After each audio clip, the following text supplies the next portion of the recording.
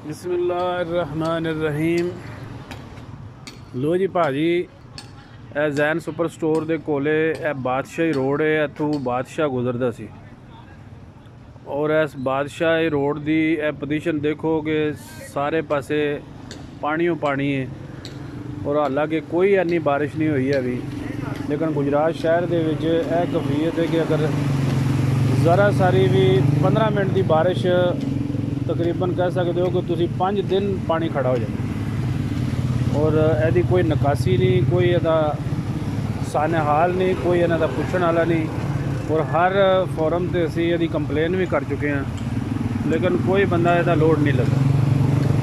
हालांकि इलैक्शन के दिन ने उसके बावजूद कोई बंदा ये पासे कोई गौर नहीं फरमा रहे।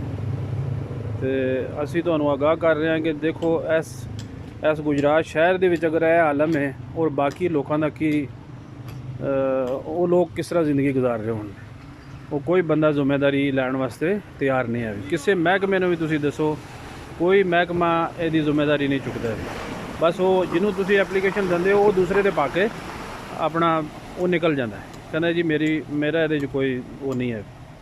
ठीक है जी, अस्सलाम।